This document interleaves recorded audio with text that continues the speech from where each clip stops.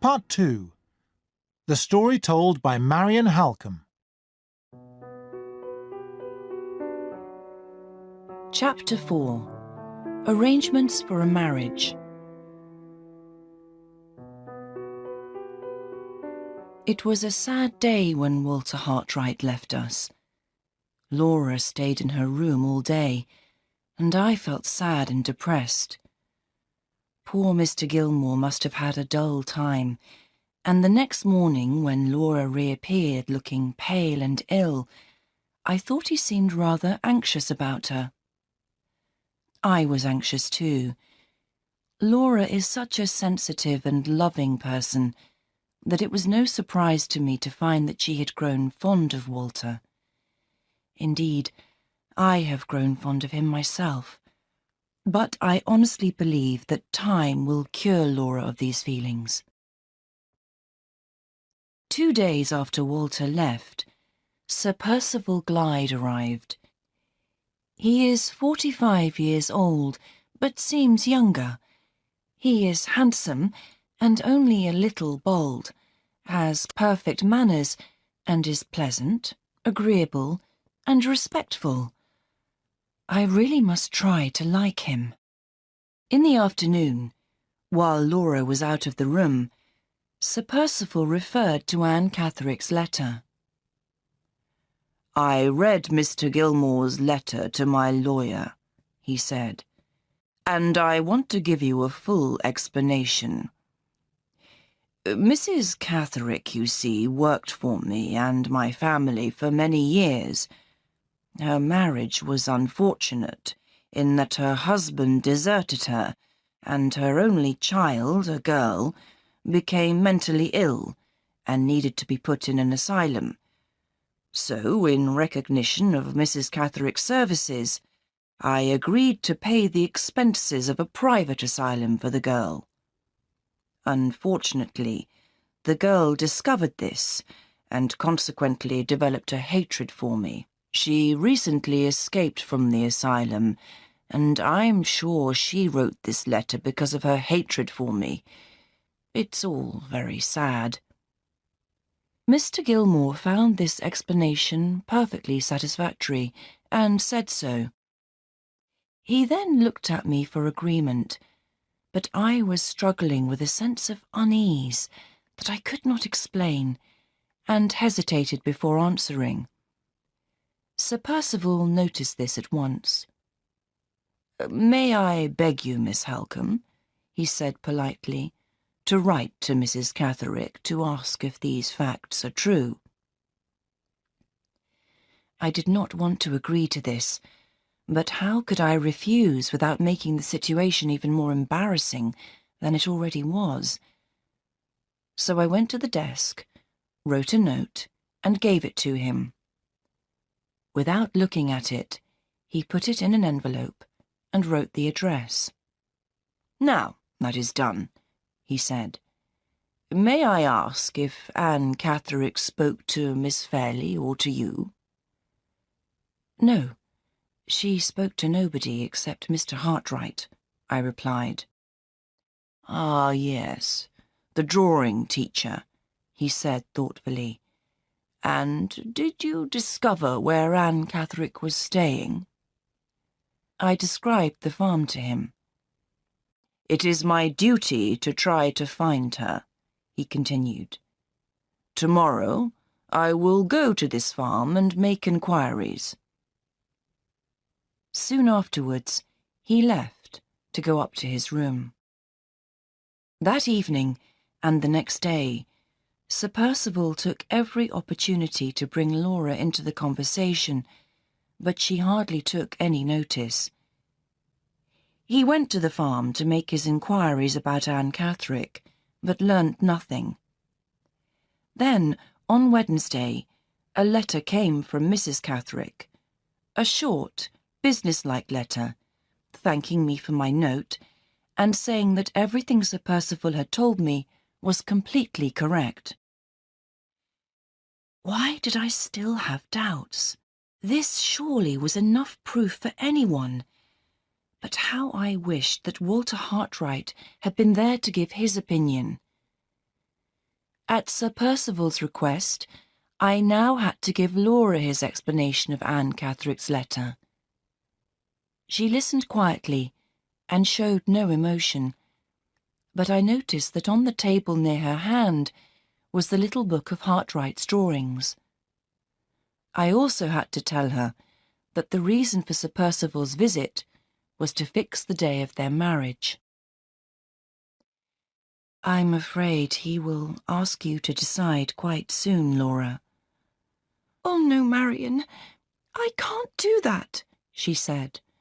"Please ask him, beg him to allow me more time.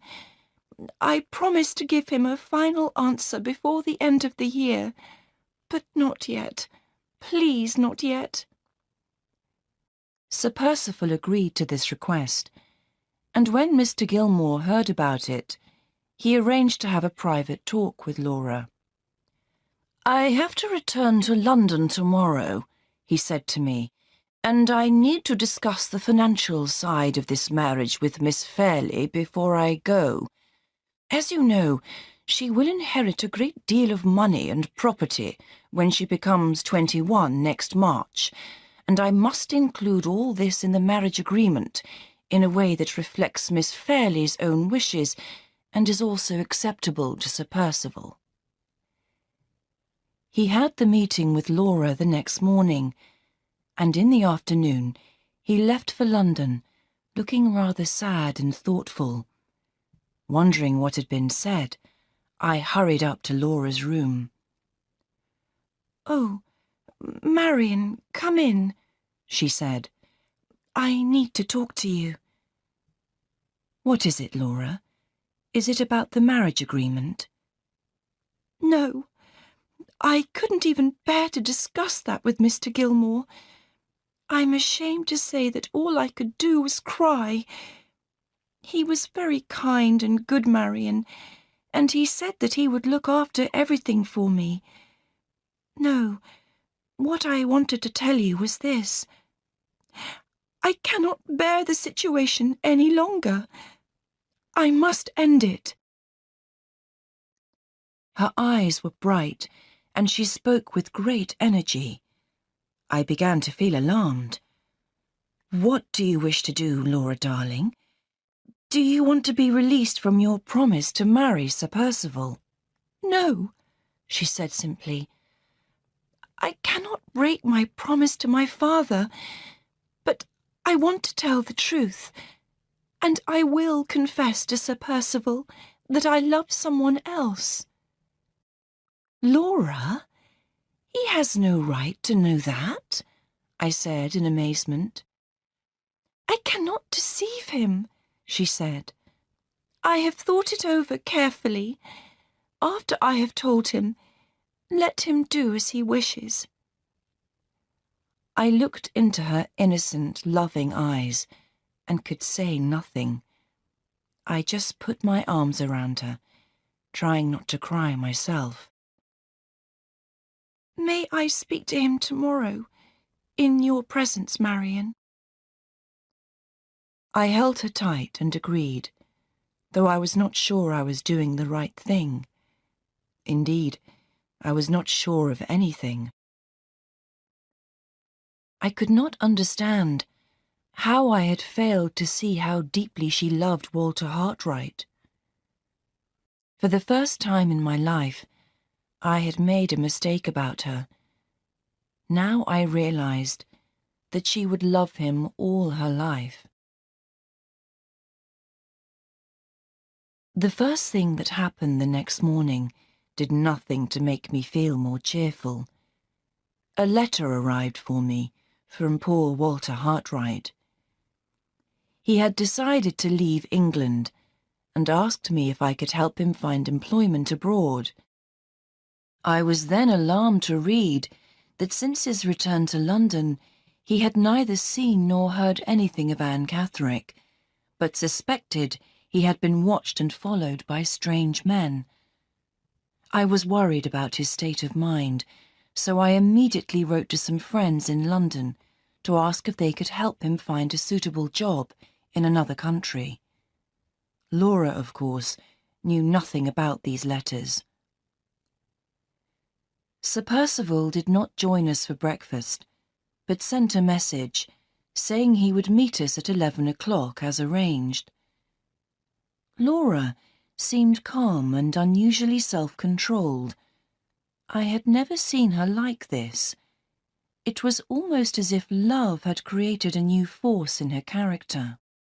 At exactly 11, Sir Percival knocked and entered, with anxiety and worry in every line of his face. This meeting would decide his future life, and he obviously knew it. "You may wonder, Sir Percival," said Laura calmly, "if I am going to ask to be released from my promise to marry you. I am not going to ask this. I respect my father's wishes too much." His face relaxed a little, but I saw one of his feet nervously beating the carpet. "No, if we are going to withdraw from our planned marriage, it will be because of your wish, Sir Percival, not mine." "Mine?" he said in great surprise. "What reason could I have for withdrawing?" "A reason that is very hard to tell you," she answered. "There is a change in me." His face went so pale that even his lips lost their colour. He turned his head to one side.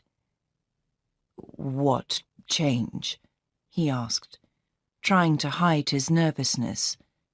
"When the promise was made 2 years ago," she said, "my love did not belong to anyone. Will you forgive me, Sir Percival, if I tell you that it now belongs to another person?" Her tears started to fall, and Sir Percival hid his face behind his hand, so that it was impossible to know what he was thinking. He made no answer, and my temper got the better of me. "Sir Percival," I said sharply, "have you nothing to say? You have already heard more than you have a right to hear." "But I didn't ask for that right," he said, avoiding my question. "I wish you to understand," Laura continued, "that I will never see this person again, and that if you leave me, you only allow me to remain a single woman for the rest of my life. All I ask is that you forgive me and keep my secret." "I will do both those things," he said. Then he looked at Laura as if he was waiting to hear more. "I think I have said enough to give you reason to withdraw from our marriage," she added quietly. "No, you have said enough to make it the dearest wish of my life to marry you," he said, getting up and advancing towards her. Laura gave a cry of surprise, but I had more than half expected this. Every word she had spoken had shown her honesty and her innocence, but these fine qualities had destroyed her own hopes of a release. Sir Percival understood very well the priceless value of a pure and true woman. Why would he give her up now? "I will do everything I can to earn your love," he said, "and perhaps in time I will win it." "Never," she answered, looking more beautiful than ever. "I will be your true and loyal wife, but never your loving wife." "That is enough for me. I accept your loyalty and your truth," he said, then raised her hand to his lips and silently left the room. Laura sat without moving. I put my arm around her. At last she said, I must resign myself, Marion. If you write to Walter, don't tell him how unhappy I am. And if I die first, please say to him, say what I could never say myself. Say I loved him." Then she threw herself on the sofa and cried as if her heart was breaking, until at last she fell asleep. In the days that followed, it seemed that nothing could prevent this miserable marriage from taking place. I tried to make Laura change her mind, but she was determined to keep her promise and to do her duty. Mr. Fairley was, of course, very happy that the family worry was now at an end, and suggested that the sooner his niece got married, the better. This made me very angry, but when I told Laura, I was surprised by her calm reply. "My uncle is right. I have caused trouble and anxiety to everyone. Let Sir Percival decide on the day for our marriage." Sir Percival was delighted by this news, and he then left to prepare for the bride's reception at his house in Hampshire. I thought that a change would do Laura good, so I arranged for us both to go and stay with some friends in Yorkshire. She passively agreed with my idea.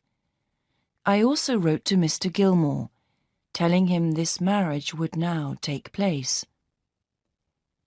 The next day, I received a letter from Walter Hartwright, saying that my friends had got him a job on an expedition to Central America. He was going to be the artist for the expedition.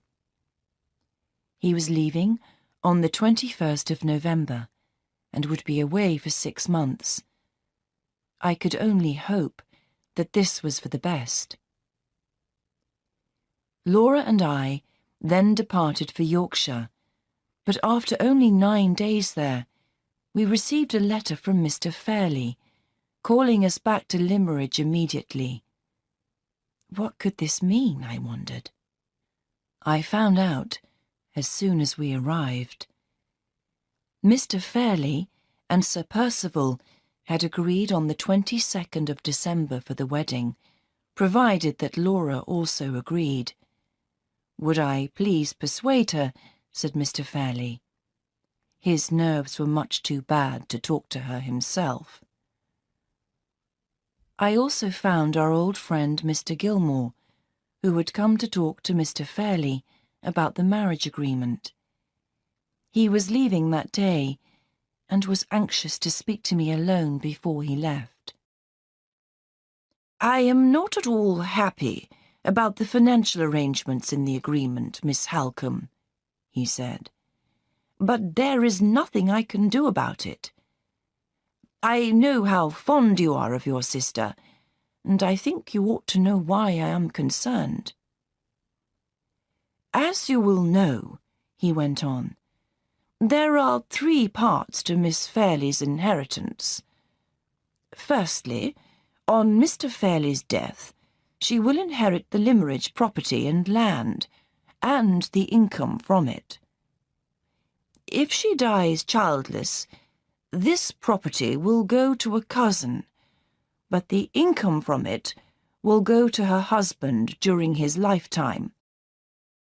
If she has a son, everything, property and income, will go to the son. No problems there. Secondly, when Miss Fairley reaches the age of 21 next March, she will receive the income from £10,000. This £10,000 will go to her Aunt Eleanor. If Miss Fairley dies before her aunt, which is not very likely. The reason Miss Fairley's father did not leave the £10,000 to his sister Eleanor on his death was that he disapproved strongly of her marriage to a foreigner, even though the man was an Italian nobleman, Count Fosco. Yes, Laura has told me about that, I said. Well, Mr. Gilmore went on, there are no problems there either. But the third part of Miss Fairley's inheritance is more difficult. Next March, she will also inherit £20,000, which will be her own money completely. If she dies before her husband, the income from the £20,000 will go to Sir Percival for his lifetime, and the capital will go to their children. If there are no children to inherit the capital, Miss Fairley can choose relations and friends to inherit the money when she dies. That's what I proposed, but Sir Percival's lawyer did not accept it. He insists that if Sir Percival survives his wife, and there are no children, Sir Percival should receive the capital. In that case, nothing will go to any other member of the family, including you, Miss Halcombe. Mr. Gilmore sighed deeply. I protested strongly. I tried every argument I could, but nothing would change the lawyer's mind. I've discovered, you see, that Sir Percival is always in debt and always in need of cash. My last effort has been to come here to try and persuade Mr. Fairley to oppose this demand from Sir Percival's lawyer. I am sorry to say I have not succeeded. Mr. Fairley wishes to avoid all responsibility for his niece's marriage arrangements.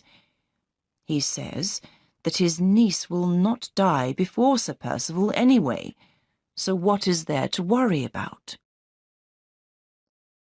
Mr. Gilmore stood up to go and picked up his hat. I shall complete the agreement and send it in. I have no choice. If I don't do it, Mr. Fairley will find another lawyer who will. But I tell you, Miss Halcombe, no daughter of mine should be married to any man alive under such an agreement as I am forced to make for Miss Fairley. With that, he shook my hand, and without another word, he went away to catch his train back to London. After he had gone, I tried to be sensible. Mr. Fairley was Laura's guardian, and if he chose to accept this agreement, there was nothing I could do about it. It was just one more worry about this dreadful marriage. A more immediate worry was the date of the wedding. When I told Laura, she turned pale and trembled.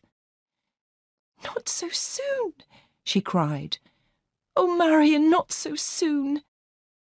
"Well, let me speak to Mr. Fairley then," I said, ready to fight for her. "I will try to change it." "No," she said faintly. "Too late, Marion. Too late. It will only make more trouble. Please tell my uncle I agree." I think I would have cried if I had not been so angry. I rushed into Mr. Fairley's room and shouted loudly, "Laura agrees to the 22nd, and rushed out again, banging the door noisily. I hoped I had destroyed his nerves for the whole day. After this, the wedding preparations began. The dressmakers came and went all the time. There was packing and planning and all kinds of arrangements to make. We heard every day from Sir Percival. After the wedding, he proposed to take Laura to Italy for 6 months.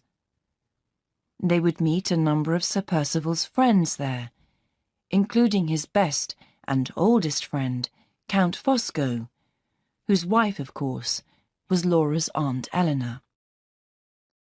At least this marriage would bring Laura and her aunt together again, I thought. The Count himself sounded a most interesting person, and I rather hoped that I would meet him one day. All too quickly, the days passed. Sir Percival arrived, looking a little tired and anxious, but talking and laughing like the happiest of men. The evening after he arrived, he went off to the village to ask if anyone had any news of Eccentric. No one had heard anything, but I had to admit that it was good of him to continue to try to help her.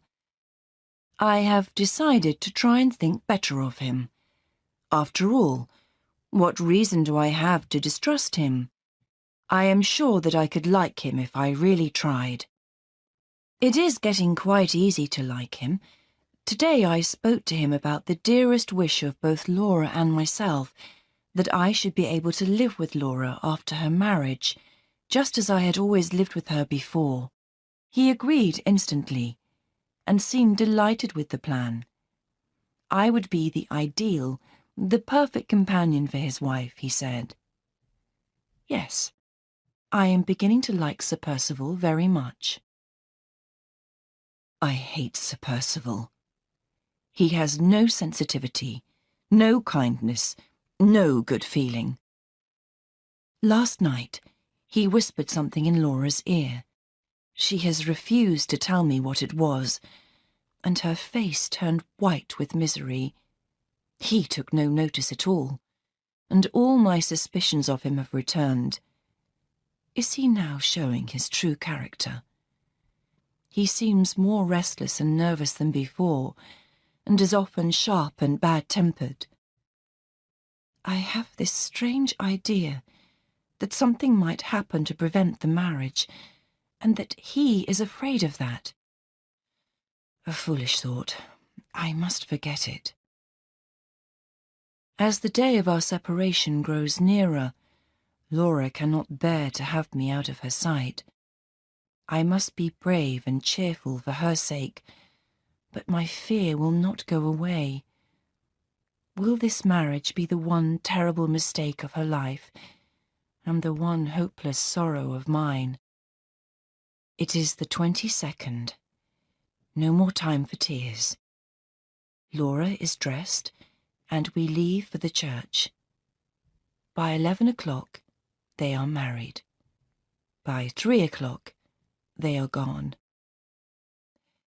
I am blind with crying, and can write no more.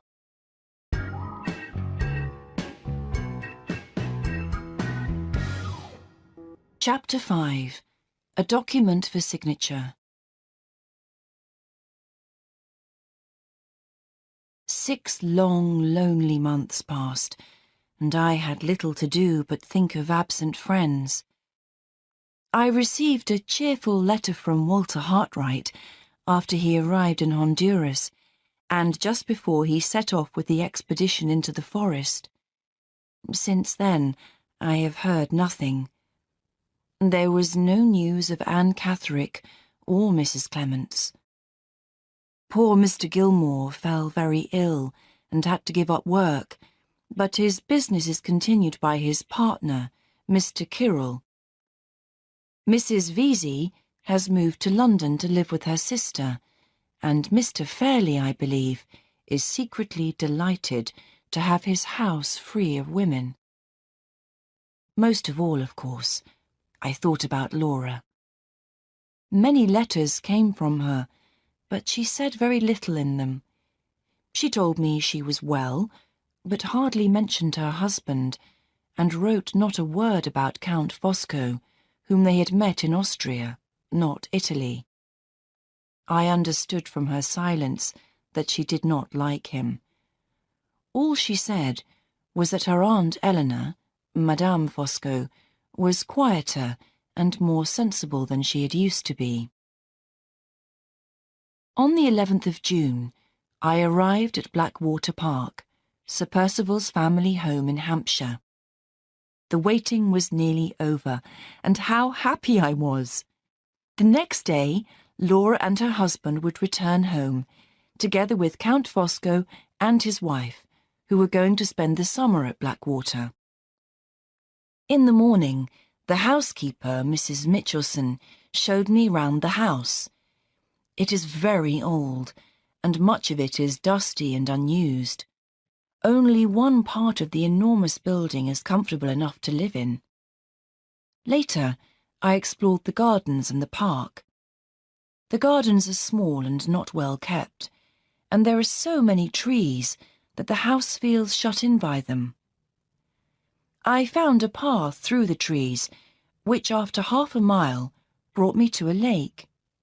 It was a damp, lonely place. The still, dark waters of the lake and the long shadows from the tall trees gave it a gloomy air. Near the lake, there was an old boathouse with some seats in it, so I went in and sat down for a rest. I am not a nervous person generally, but when I heard the sound of quick breathing under my seat, I jumped to my feet in alarm. In fact, it was a dog, a small black and white dog with a bullet wound in its side.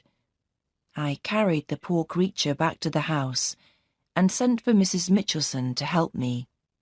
When she came in and saw the dog lying on the floor, she cried out at once, "Oh, that must be Mrs. Catherick's dog." "Whose?" I asked, amazed. "Mrs. Catherick's. Do you know her? She came here to ask for news of her daughter." "When?" "Yesterday. She'd heard that her daughter Anne had been seen in the neighbourhood, but no one knew anything. I suppose the dog ran away into the woods and got shot by the park keeper." I tried to make my voice sound politely interested. "I suppose you've known Mrs. Catherick for some years?" "Oh, no, Miss Halcombe. I never saw her before. She lives at Wilmingham, 25 miles away. I had heard of her because of Sir Percival paying for her daughter to go to an asylum. But yesterday, Mrs. Catherick asked me not to mention her visit to Sir Percival. That was an odd thing to say, wasn't it, miss?" Odd indeed. But then we had to turn our attention to the poor dog, which, despite our efforts, died a little while later. It was a sad thing to happen on my first day at Blackwater. Later that evening, the travellers returned. After my first happiness at meeting Laura, I felt there was a strangeness between us, and I realized she had changed. I was sure we would soon get back to normal, but she had lost her innocent openness. She was unwilling to talk about her married life, and I saw that there were no warm feelings between her husband and her. It wasn't long before she asked me about Walter. "Have you heard from him? Is he well and happy?" And it was clear to me that she loved him as deeply as ever. As for Sir Percival, his manners are sharper and less pleasant. On meeting me, he simply said, "Hello, Miss Halcombe. Glad to see you again," and then walked past me. Little things seemed to annoy him a great deal. For example, the housekeeper told him a man had called to speak to him a week ago, but had left no name. Sir Percival demanded a description of the man, which poor Mrs. Mitchelson was unable to give, and Sir Percival stormed out of the room in great anger. Laura was certainly right about Madame Fosco. Never have I seen such a change in a woman. As Eleanor Fairley, aged 37, she wore bright clothes, was silly and foolish, and always talked nonsense. As Madame Fosco, aged 43, she wears only grey or black, and sits for hours in silence, doing needlework, rolling up cigarettes for the Count, or just looking at him with the eyes of a loyal dog. And the man who has achieved this extraordinary change? The man who has tamed this wild Englishwoman? Yes, what can I say about the Count? He looks like a man who could tame anything. If he had married me, I would have made his cigarettes as his wife does. I would have held my tongue when he looked at me, as she holds hers. How can I explain the power, the attraction, the force that comes from this man? There are many unlikable or unattractive things about him. For example, he is enormously fat. He seems to have false hair. He is at least 60 years old. He is lazy, jumps at the slightest sudden sound, and has a peculiar fondness for pet animals. He has brought with him a variety of birds and a whole family of white mice, which he often kisses and calls loving names, just as a child might do. And yet, he is fat, but moves lightly and easily, like a dancer. There is a calmness and a strength about his smooth, unlined face, and his voice is persuasive, gentle, hard to resist. His knowledge of the English language is perfect, and he is a well-known expert in chemical science. He speaks in baby language to his white mice, but he talks with intelligence and charm about books in every language, and brings to his conversation experience of life in half the capitals of Europe. But it is his eyes that I shall always remember. His cold, clear, beautiful grey eyes, eyes which held such a frightening power that I shiver even now to think of it. I could discover very little about his past from Sir Percival. I only learnt that he had not been to Italy for years. I wondered if this was for political reasons. It seemed he had saved Sir Percival from great danger in Rome once, and they had been the closest of friends ever since. It was quite clear that Sir Percival was always anxious to please him, and would never go against his wishes. I wonder whether I am afraid of him too. I certainly never saw a man I would be more sorry to have as an enemy. At lunchtime, a few days after they all returned, a man called Mr. Merriman arrived, asking to see Sir Percival urgently. Sir Percival had clearly not expected the visit, and looked both alarmed and angry as he left the table. Neither Laura nor I had any idea who Mr. Merriman was, but the Count told us he was Sir Percival's lawyer. I wondered what had happened, as a lawyer does not usually travel from London to Hampshire unless sent for. Mr. Merriman must be the bringer of important news, either good or bad.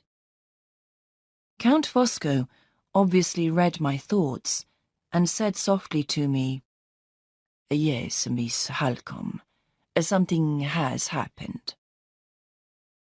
Later in the day, I was coming from my room when I saw Sir Percival and his lawyer crossing the hall downstairs. They spoke quietly, but clearly enough for their words to reach my ears.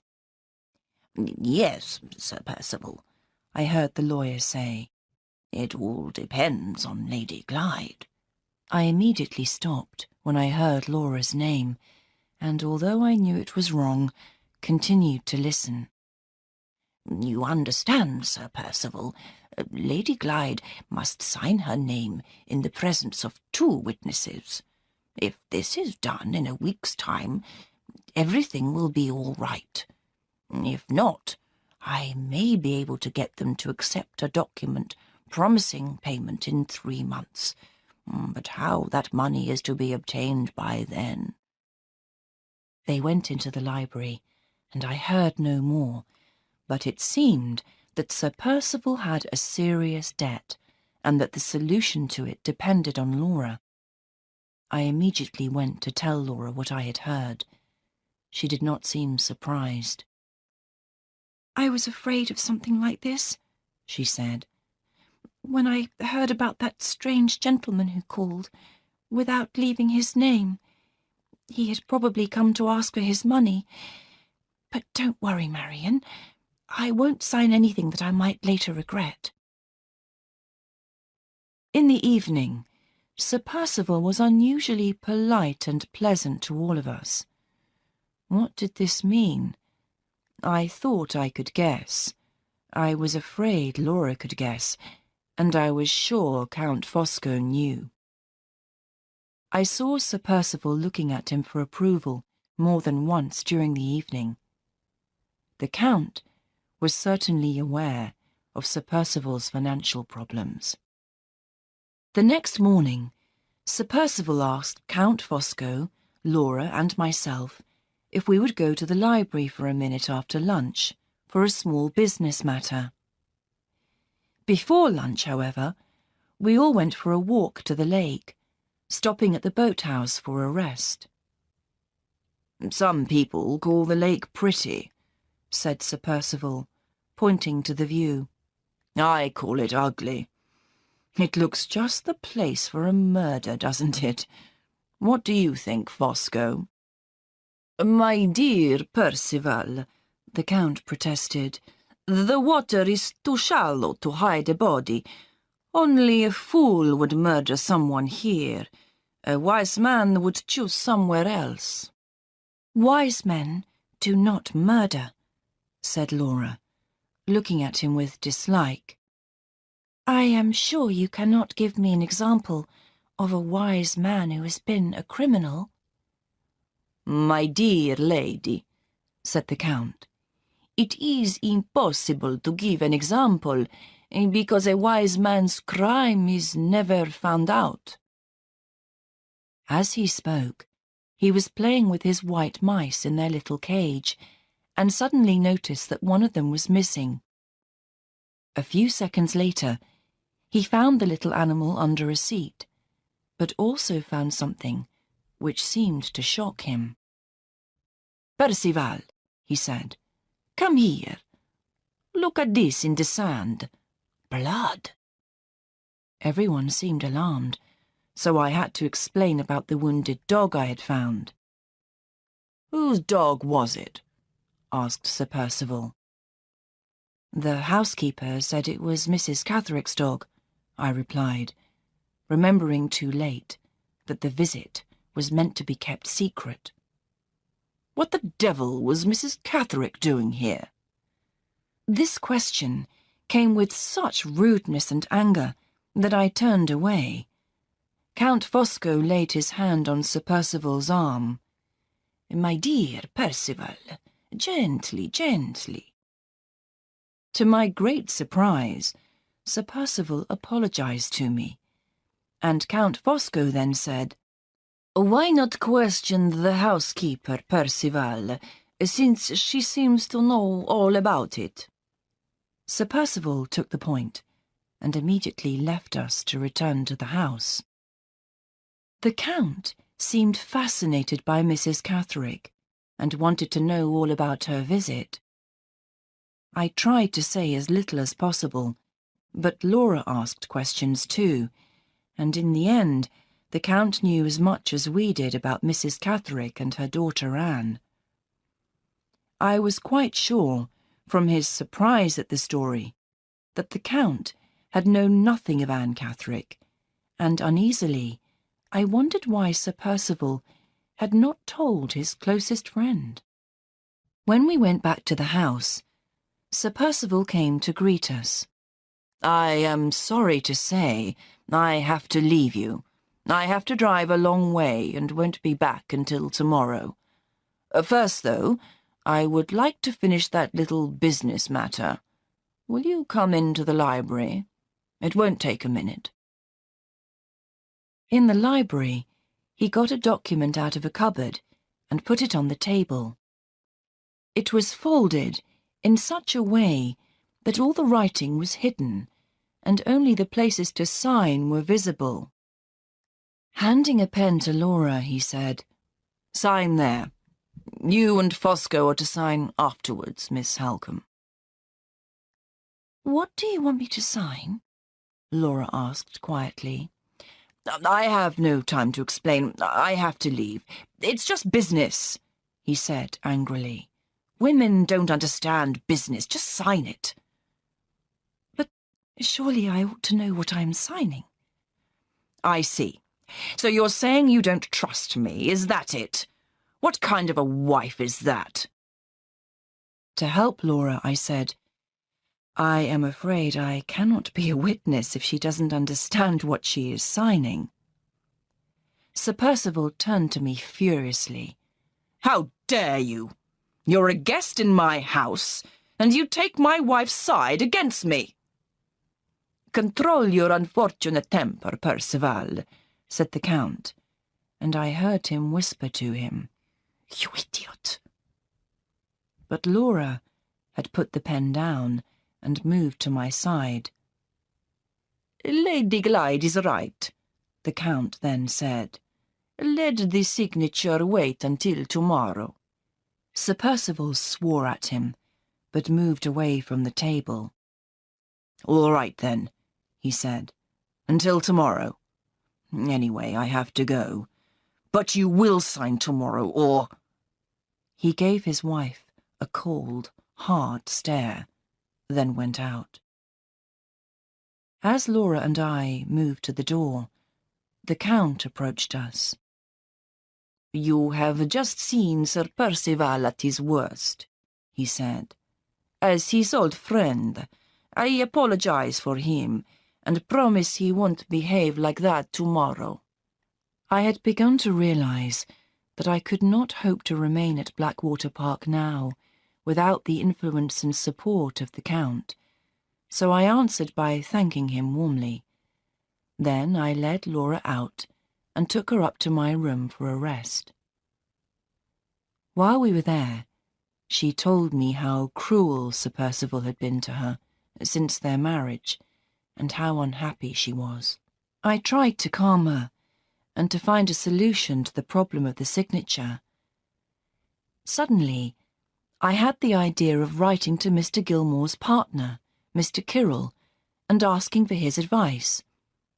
In my letter, I also asked him to get a messenger to bring the reply by 1 o'clock the next day. I then put the letter in the post-bag in the hall. Just at that moment, Madame Fosco appeared and asked to speak to me in the garden. She spoke to me for a full half-hour about how much sympathy she had for me. I found this very odd indeed, since she had shown very little interest in me before. When I finally returned, I saw the Count also putting a letter in the post-bag. For some reason, I decided to check my letter was properly closed, so I got it out of the bag. This was lucky, as I found the envelope had come open. How strange, I thought. Perhaps there had been something wrong with it. Or perhaps... No, there could be no other explanation.